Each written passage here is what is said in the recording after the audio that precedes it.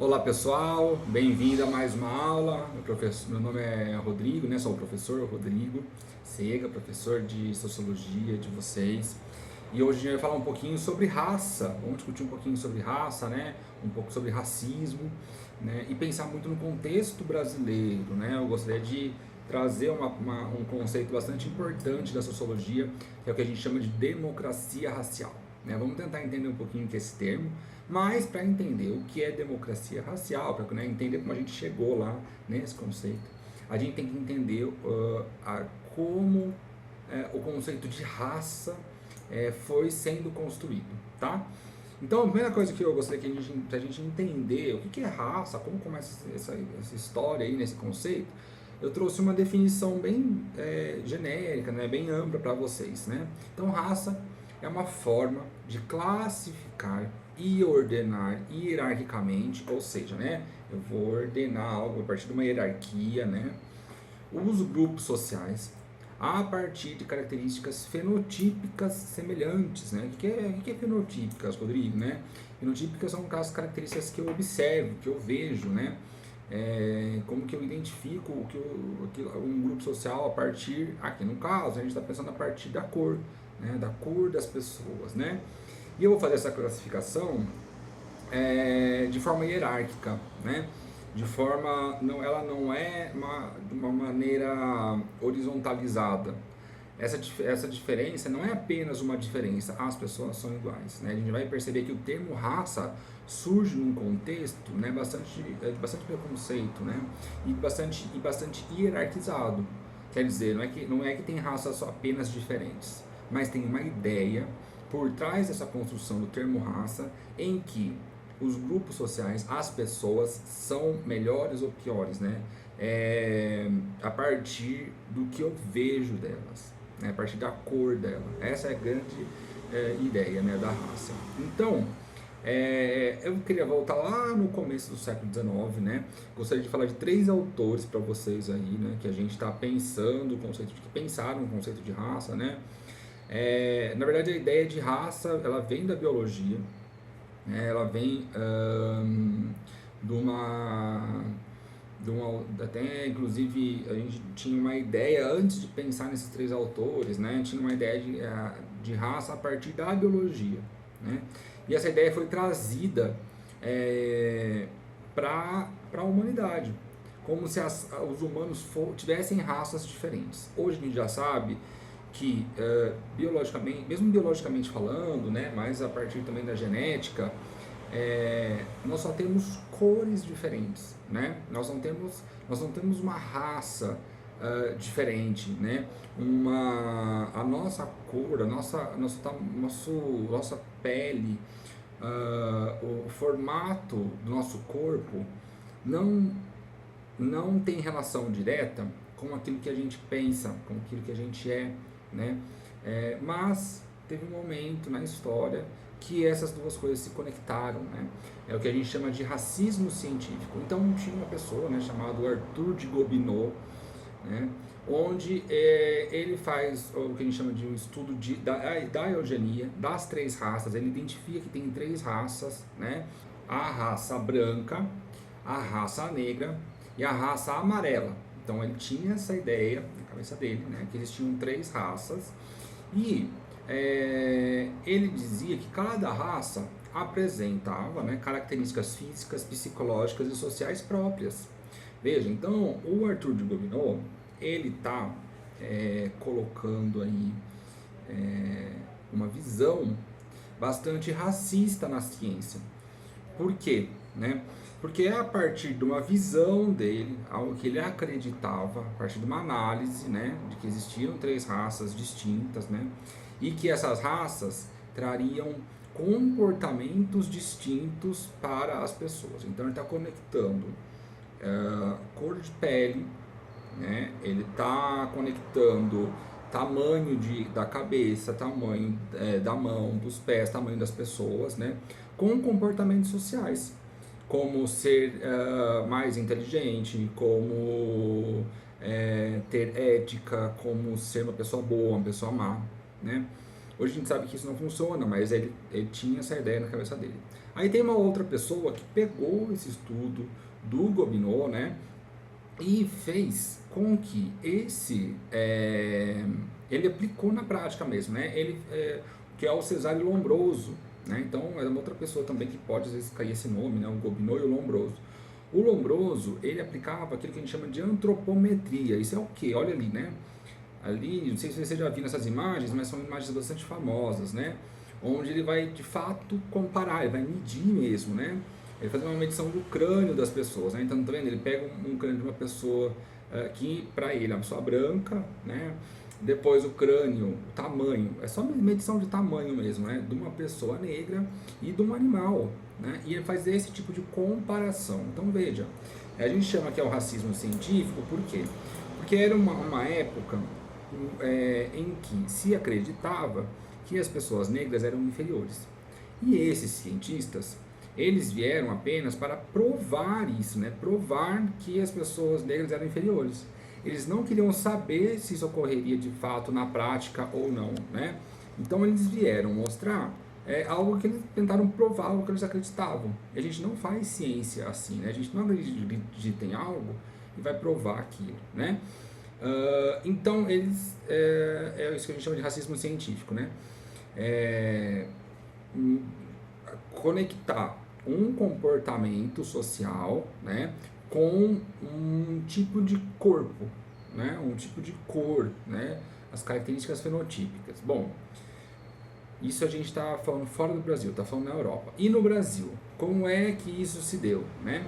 Então a gente vai ver aqui no Brasil de uma pessoa chamada Raimundo Ninas Rodrigues, né, que é o Nina Rodrigues que a gente chama, né? Onde ele acreditava, ele pegou essas ideias, né, que vinham da Europa, essas ideias racistas, que justificavam a escravidão, que justificavam toda a escravização do povo africano, né, devastação do povo africano pela população branca e europeia, né?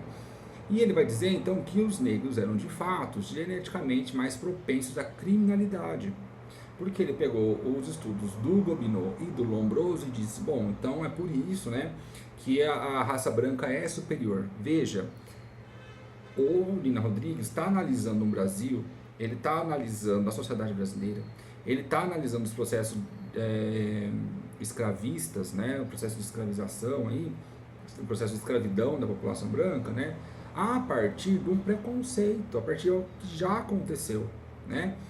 E ele percebeu que, né, a partir da visão dele, né, a maioria da população negra era mais criminosa. E ele conectou isso com a cor das pessoas, né?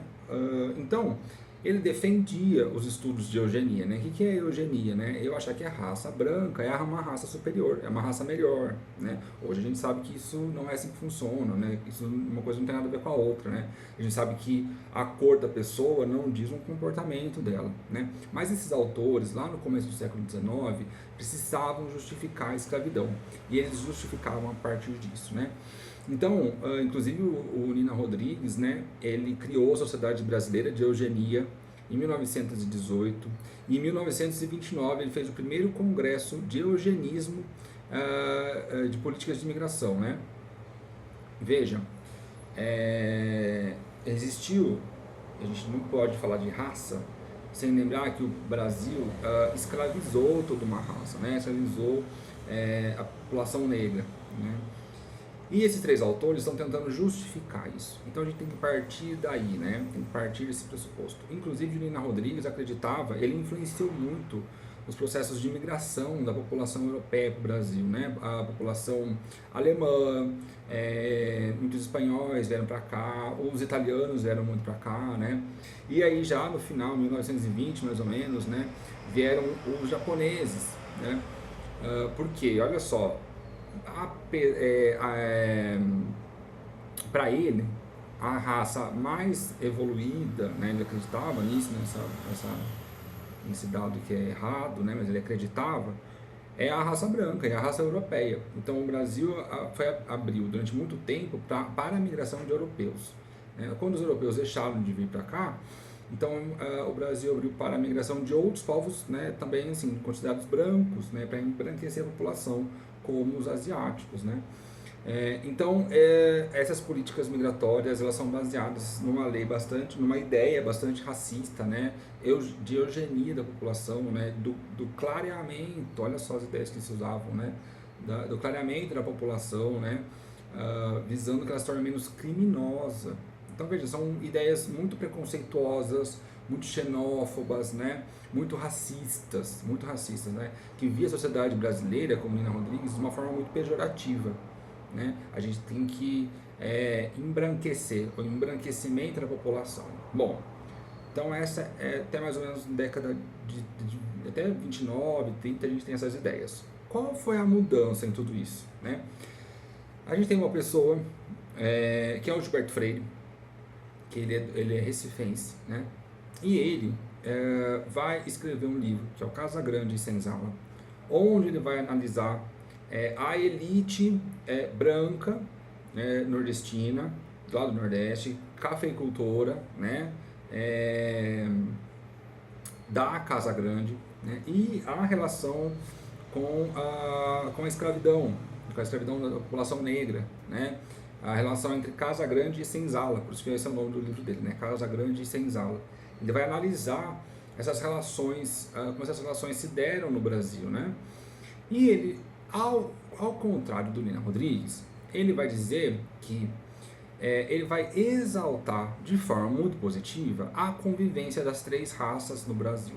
Ele vai falar, olha, os negros, né, a gente tem a população negra, a gente tem a população branca, a gente tem a população indígena no Brasil, né?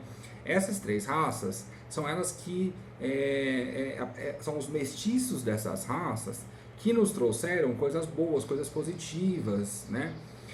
Só que tem um problema nele dizer isso, né? Porque aí ele vai para o outro oposto. Ele vai dizer que, inclusive, né, nós somos um país, comparado com os outros, por exemplo, comparado com os Estados Unidos, que o processo de escravidão foi muito intenso, muito pesado, e separou, de fato, a população branca da população negra. Então, nos Estados Unidos, tinha lugar para os negros irem, tinha lugares que os brancos poderiam ir e que os negros não poderiam. Os bancos dos ônibus eram separados para a população branca e para a população negra, enfim, né? No Brasil isso não acontecia muito bem assim, né? Só que a visão de Gilberto Freire era que a mestiçagem, essas três raças viviam harmoniosamente no Brasil. Então tinha uma harmonia entre, por exemplo, a população negra e a população branca, né? Então, veja, a gente saiu de um polo que é tipo a população negra é uma população inferior e a população branca, a europeia, lá que veio da Europa, os italianos, os alemães, os portugueses, né, os espanhóis, eles são superiores, para um outro polo em que não, isso é muito importante, a mestiçagem, tanto é importante que o Brasil, por ser mestiço, as três raças convivem muito bem. Existe o que ele chamou de democracia racial. Então esse termo é super importante, democracia racial, não se esqueçam, né? Do Gilberto Freire, ele está dizendo que a mestiçagem é super importante e possibilitou o convívio harmonioso entre as raças, né? Então a gente vai ver, ele vai ter essa visão. Bom, lá na década de 40, 50, né? Uma outra ideia surgiu. E uma das pessoas mais importantes dela, né, que é o Florestan Fernandes, que a gente chama, né, aí, é um autor, é um sociólogo que ele vai criticar o Gilberto Freire. Ele vai, não, peraí, a raça, a mistura de raças não faz com que a nossa sociedade seja inferior, ou que nós sejamos mais criminosos. Mas também não significa que aqui nós tenhamos uma convivência harmoniosa também. Nós não temos. É que diferente de outros países, né, não teve uma segregação racial dos espaços.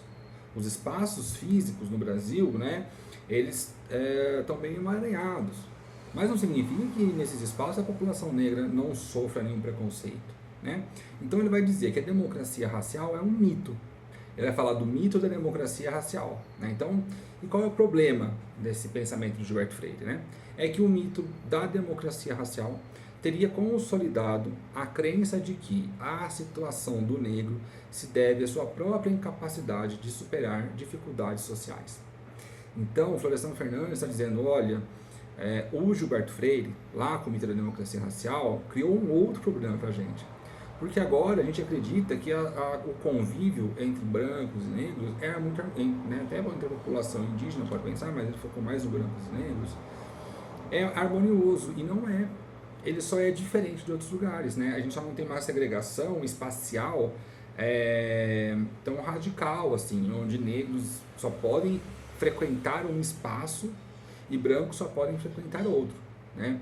Aqui existe uma mistura um pouco maior desse lugar, mas não quer dizer que o negro, ao frequentar um espaço onde tem os brancos, né, quando sai da senzala e vai para Casa Grande, por exemplo, não quer dizer que ele não sofra preconceito, né? Então são dois problemas: a gente acreditar que existe de fato uma democracia racial, que não existe racismo no Brasil, né? Então vem daí essa ideia, década de 30, a gente pode pensar, 30, 40, né? E, de um outro lado também, colocar a culpa da dificuldade que a população negra sofre como se fosse culpa dela mesma, né? Então a democracia racial trouxe esses dois problemas pra gente, né? Bom, então a partir desse pensamento do Florestan Fernandes, a gente pode perceber que a questão racial no Brasil, né, ela começou a tomar uma outra guinada, tomar um outro fôlego, né? E também a sociedade havia mudado, né? A gente já está pensando numa sociedade da década de 60, 70 mais ou menos, né?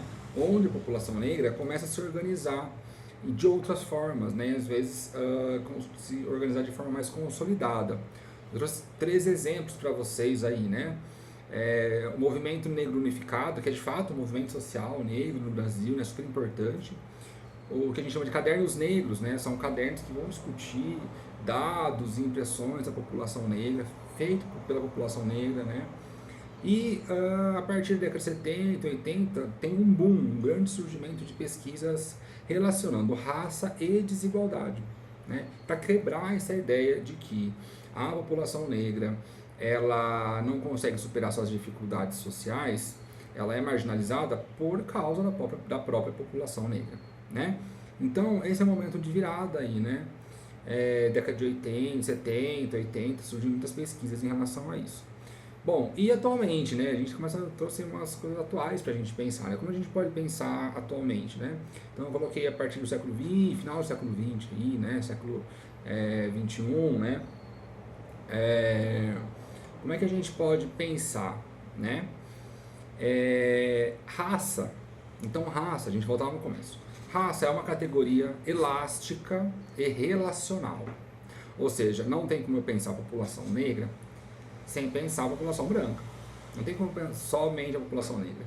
E a questão da cor também, ela muda de contextos, de culturas, de países. Então uma pessoa que às vezes é considerada branca no Brasil, ela pode ser considerada negra em outro contexto e vice-versa, né? Então a categoria a raça é muito difícil de ser utilizada, né? Então a gente começou a utilizar a categoria cor, né? Que ela é uma categoria que talvez nos ajude mais a pensar, né? E a gente chama categoria elástica, né? Porque ela é uma categoria que é difícil de colocar ela em prática, né? Da gente... bom, primeiro que a gente volta lá no começo, né? As ideias do Gobineau, do Lombroso, do Lina Rodrigues, né? Já caíram por terra, né? A cor de uma pessoa, somente porque uma pessoa é negra ou porque é uma pessoa branca, não significa que ela seja uma pessoa criminosa, ou seja uma pessoa muito bondosa, ou uma pessoa muito inteligente. Isso já cai por terra, né? Então usar a palavra raça, a gente ainda continua usando, né? Mas não significa, né, que a palavra que existe a raça humana, né? Já tem uma raça humana, não tem várias raças, né? Segunda também coisa que a gente começou a pensar aí, né, que o racismo no Brasil, então em vez de pensar a partir da democracia racial, né, da mestiçagem, do convívio harmonioso, a gente pensa a partir do que a gente chama de racismo estrutural. Isso quer dizer o quê, né? Que o racismo, ele estrutura a nossa sociedade. Ele não é de uma única pessoa, né, mas ele é de toda uma estrutura. Negros podem ser racistas? Também podem, porque faz parte de uma estrutura, né? É como o Brasil está estruturado. A gente vem de um país colonizado, né? Foi colonizado por pessoas brancas, né? Pela população branca, pela população europeia branca, né? E que trouxeram pessoas negras escravizadas ao Brasil. Então essa é a base da sociedade brasileira. Então está na nossa base o racismo também. Ele é que estrutura, por esse nome de racismo estrutural.